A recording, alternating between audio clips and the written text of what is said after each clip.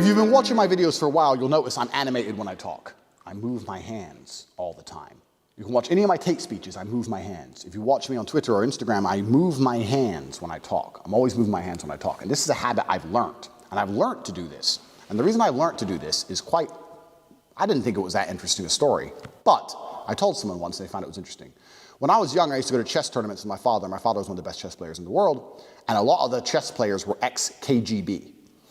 And because they're Russians, and they're ex-KGB, and they now live in wherever, all over the world, and they're all chess players. So I hung around with a whole bunch of autistic nerds, my father, who was completely crazy and the best man alive, and KGB agents in one room. So it's a bit of an interesting scenario.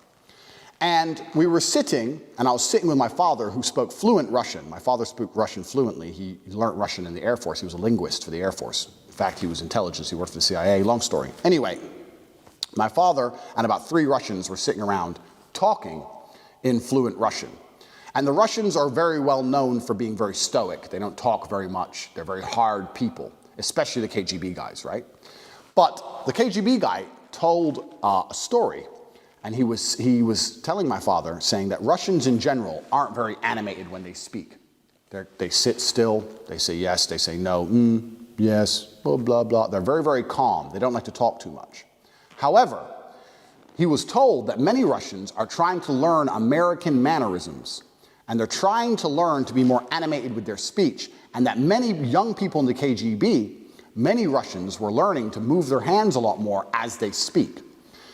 And obviously I didn't understand the conversation. My dad told me this afterwards. And I said to my dad, oh, is that so they can fit in better with Americans? He said, no, it's not so they can fit in. They like the idea of being animated, and this is an advantage, a tactical advantage I identified. If you're constantly animated, your moving doesn't scare people. So if I'm still and I decide to pull my weapon, you're going to notice. But if I'm always animated all the time, if I'm always moving every time I talk, you're not even going to fucking notice by the time I pull my gun. So they're saying the KGB agents, the younger ones, are learning to be more animated so they can attack you easier, and you're less likely to reply or respond.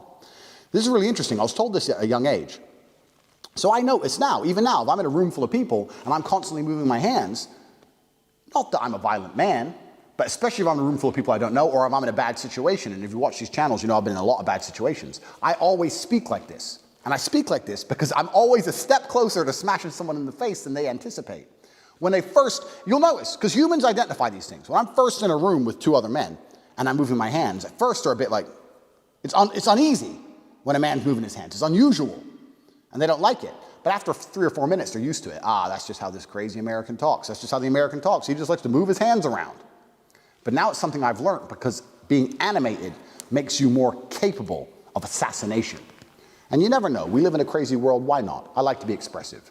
But once I learned that the KGB are deliberately teaching their agents to be more animated in their speech, so they're more capable of drawing a weapon or attacking somebody, this stuck in my head, and I decided, you know what, that's how I'm going to speak in my life. And there's a few times in my life, stories I cannot tell on YouTube, where being animated got me the upper hand. It got me the upper hand, and it saved my life for real. So when people ask me, Andrew, why do you always move your hands so much? Why are you so animated when you speak? It's a learned habit, and it's a learned habit because I like the idea of tactical surprise. And this is why I'm always moving my hands.